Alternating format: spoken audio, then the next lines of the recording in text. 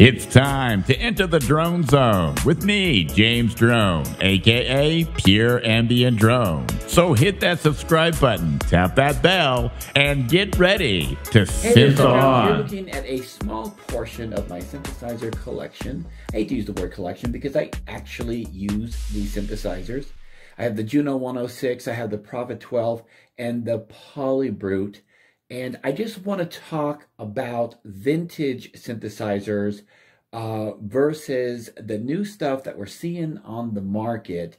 Because lately I have been investing in some of the vintage synthesizers that are still available on the open market, on the used open market, I should say, because I have noticed what I would call a sharp contrast between the old and the new. And I'm sure many of you who follow my channel and know anything about synthesizers would agree that there is a big difference between an older machine versus something like the Polybrute, which isn't very old at all as far as technology and it being out there on the market for very long.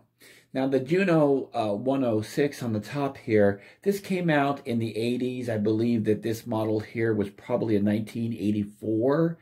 And the Polybrute is something that I would want to compare it to in many ways as far as sound characteristics go.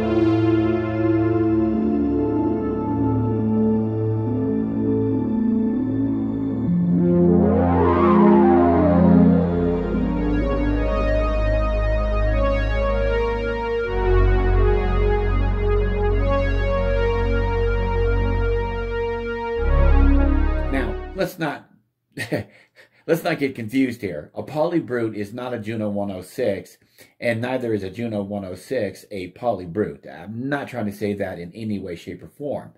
But what I am trying to say is that I think that the Polybrute has been inspired by the Juno 106 in many ways, and simply because there are some sound characteristics that if you just listen to the sounds and you hear them in their raw format, you're going to get a lot of Juno characteristics coming from the Polybrute.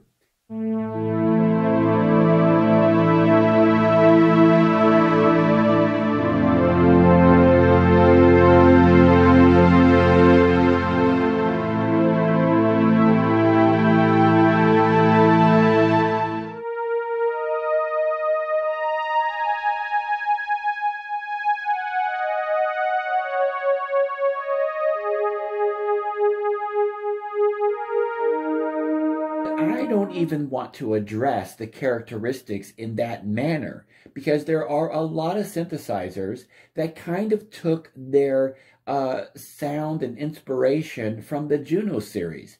The Roland synthesizers of the 1980s are some of the most famous synthesizers to ever grace our planet.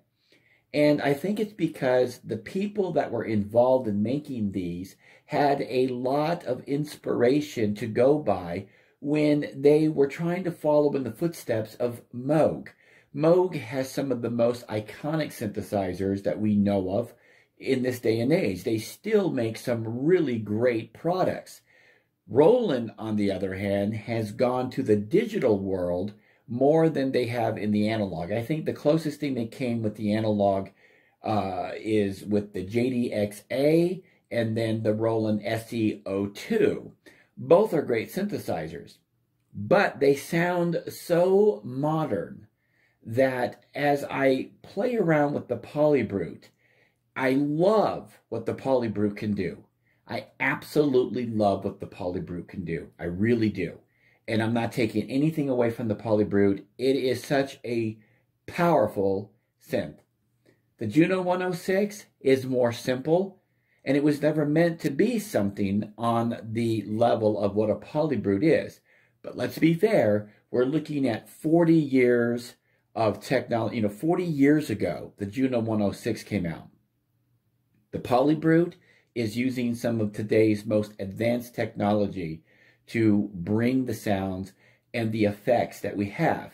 However, with all the technology and all the gimmicks and all the tricks that we have today, there's just nothing that matches a Juno's chorus. Now, there are pedals out there that try to emulate it, and there are software out there, but really, until you have experienced a real Juno's chorus, you just don't appreciate how unique it is. Now, some people absolutely don't like the Juno choruses, and some people do. And yet still, I am not addressing those characteristics when I say the differences that I notice between vintage and newer synths are basically the raw sound that comes out of a Juno. When you play a Juno or any synth from, yesteryear, I'm talking about 20, 30, 40 years ago, you're going to get this raw sound that comes out of them that when I try to compare them to modern synths, yeah, the sound characteristics can be imitated by today's even digital synths. However, there is this raw power that comes out of these older synthesizers. And when you start combining these older synths into a track, you get a totally different feel. So you can take modern day synthesizers and stack them up and use all of the same sound characteristics of what these older synths are capable of, yet you get this rich, creamy, smooth sound as a result in almost every case, unless you're deliberately working for something different. And even then, you can tell to the trained ear that you are getting this polished sound. And that's great. I'm not saying that that's a bad thing. For me, though, I like the raw sound that comes out of using old, quirky gear.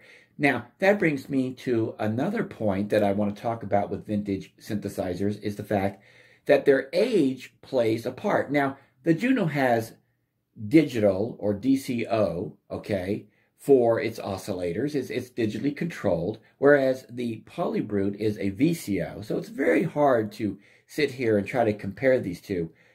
Just being, in the 40-year range makes it so unique, because things on electronics, they get quirky, they get funny, they don't always work the way they should. And some people, they find that, I don't know, maybe disturbing. I want to buy a mint condition vintage synthesizer. No, that's not why we would buy a vintage synthesizer. We want the age because some of these synths, not all of them, okay, there's some synthesizers that don't age well. But some of these synthesizers, if well taken care of through the years, they do age nicely. I actually had let this thing go. I had actually sold it to a very dear friend of mine, and I wouldn't have sold it to anybody else because I totally trusted this person that if I ever wanted it back, they would let me have it back, and he kept his word. And I will always, always be thankful that he kept his word. That means a great deal to me, because he was going to sell it. And when I contacted him, he allowed me to get it back, because I was totally crazy for selling this Juno 106. This thing is just absolutely a fantastic machine, and it's in great shape. And being as old as it is, it's got some quirkiness in it that still people would look at it and say, wow, this thing is an excellent specimen. But when you combine this with other synthesizers, there's this beautiful character that comes out. It is my opinion that modern day synths are just too perfect, too creamy, too smooth, too wonderful. When you stack them all together, yes, they all sound nice. They sound like a well-oiled machine. But let me give you an example. The musician Moby, if you don't know who Moby is, Google him. I don't want to get into a big biography here about who Moby is, but I'm a big fan of Moby. I have a lot of respect for the guy. He took some of his older tracks and he redid them on his latest album as of this video. And he basically put a lot of money, it appears, into the production of remaking these songs. I don't mean remastering them. I mean remaking them with the best of the best equipment and gear and performance. And he changed everything. So these new performances sound so modern, so perfect, so smooth, so creamy. And some people would listen to that and go, wow, I love it. It's modern day music. And I prefer the old Moby songs because they were raw. They were like bedroom studio songs. In fact, I think he mentions that he's got a lot of his older albums do sound like bedroom studio albums. They're made in a small studio on a small budget. I prefer that because here's how I feel about it. When you have the raw sound of an instrument and you have the raw recording, you have the raw personality and the raw artistic expression of the person behind it. Music is never about the music, to me. Music is about the person behind the instrument. Music is about the person who is making the music. If you listen to music and you don't feel the artist behind it, to me, you're not listening to music. You're listening to a performance. And that's why I believe that when we see something that was created by an artist, Michael Jackson, Prince, or even rock bands, AC/DC, and then you see somebody performing that is not a part of those bands, you see a third party remaking those songs. We always say, I like the original better. I like the original better. It's not because the original was a better performance or sounded better. It's because we connected with the person or persons behind those performances. And so we take the good and the bad. So I always try to tell people to approach a synthesizer by just examining what the company is trying to do and how they're trying to go about doing it. And I think that the Juno market back in the day, I believe that the engineers and the people were trying to create something for the market that would stand the test of time, and I believe they did it. And I think that they did it because they really cared about who was going to be using these synthesizers. There's so many people out there that have made beautiful, wonderful, famous tracks using the Roland gear. And not just Roland. I mean, I'm just focusing on Roland in this video. But these vintage synthesizers, they were created, in my opinion, with a lot of love for music, but not just for music, but for the artists that were emerging in the 80s, in the 90s, to bring these synthesizers to a new level, to stretch them.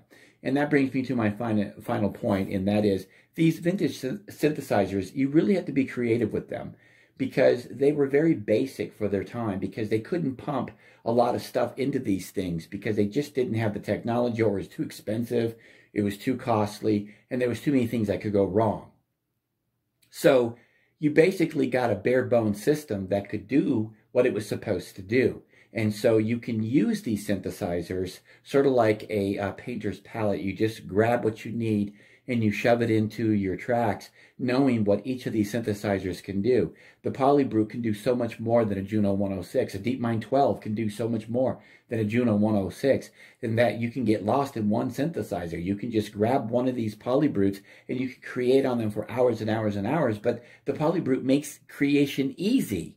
And art shouldn't be easy. Art shouldn't be for just anybody. Now, I know that the comments are probably going to flood with that statement, but just hear me out on this. Art should be something that comes from us. And so these older synthesizers, with their limitations, they force the artist to actually stretch themselves and to be more creative and to think out of the box. With a Juno 106, you have to think out of the box. You have to add something external, either from yourself or from an effect box or the way you're going to play it, but something has to be added, or otherwise all you have is a Juno 106. With the Polybrute, you can select a patch and you can go and make a masterpiece track just by pressing a couple of keys, and you're set and you're ready to go because it's just loaded with all kinds of wonderful features. And that's not a bad thing. But to me, it's not a creative thing.